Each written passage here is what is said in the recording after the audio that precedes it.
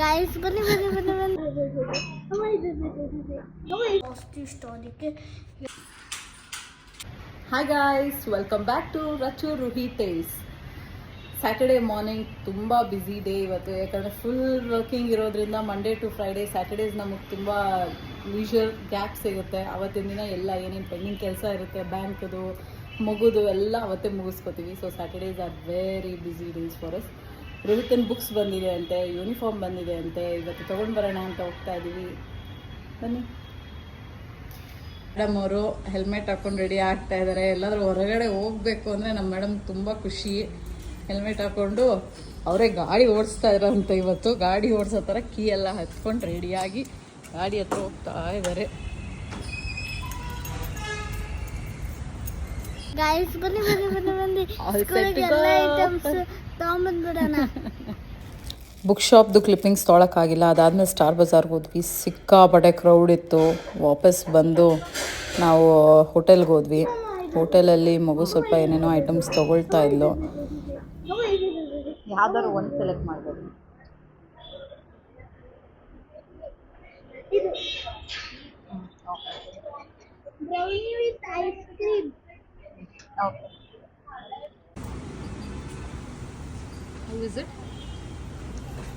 ಅದೊಂಥರ ಹೋಟೆಲ್ಲು ಅಲ್ಲ, juice shop ಅಲ್ಲ ಅನ್ನೋ ಥರ ಇತ್ತು. ಸೊ ಸ್ವಲ್ಪ ಲೈಟಾಗಿ ಏನೇನೋ ತಿಂದ್ಕೊಂಡು ಮನೆಗೆ ಬಂದ್ವಿ. ಮನೆಗೆ ಬಂದಮೇಲೆ ಬುಕ್ಸ್ ಎಲ್ಲ ರ್ಯಾಪ್ ಮಾಡ್ತಾಯಿದ್ವಿ. Welcome back. ಸೊ ಬುಕ್ಸ್ ಎಲ್ಲ ತೊಗೊಂಡು ಬಂದಿದ್ದೀವಿ. ತೊಗೊಂಡು ಬಂದು ಎಲ್ಲ ಬೈಂಡಿಂಗ್ ಮಾಡ್ತಾಯಿದ್ದೀನಿ. ಅದಕ್ಕೆ ನನ್ನ ಮಗಳು ಕುತ್ಕೊಂಡು ಲೇಬಲ್ ಹಾಕ್ತಾ ಇದ್ದಾಳೆ, ನಾನು ಬೈಂಡ್ ಮಾಡಿ ಮಾಡಿ ಕೊಡ್ತಾ ಇದ್ದಂಗೆ.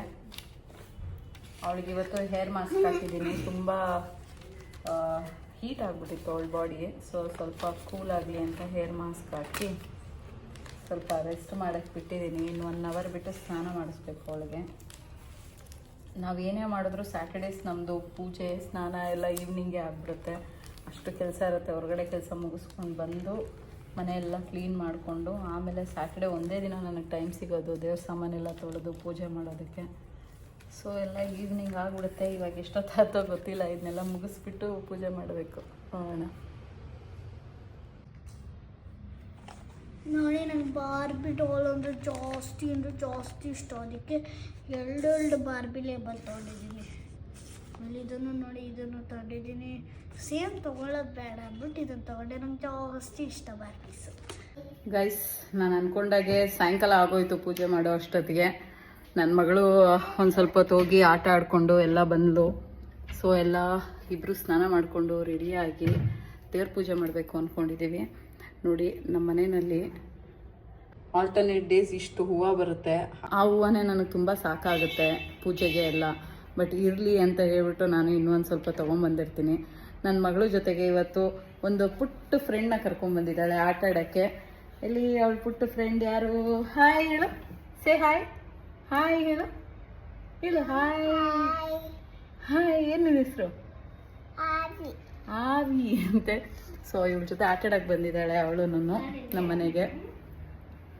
ಪೂಜೆ ಮಾಡೋಣ. ಪೂಜೆ ಮಾಡಿಬಿಟ್ಟು ಆಮೇಲೆ ನೆಕ್ಸ್ಟ್ ಏನು ನೋಡ್ಕೊಳ್ಳೋಣ. ಪೂಜೆ ತೊಗೊಳಕ್ಕಾಗಲಿಲ್ಲ, ಬಟ್ ಆದಮೇಲೆ ಒಂದು ಸ್ಮಾಲ್ ಕ್ಲಿಪ್ಪಿಂಗ್ ತೊಗೊಂಡಿದ್ದೀನಿ. ಇಷ್ಟೇ ನಮ್ಮ ಮನೆ ದೇವ್ರ ಮನೆ. ಪೂಜೆ ಎಲ್ಲ ಇವಾಗ ಜಸ್ಟ್ ಮುಗೀತು.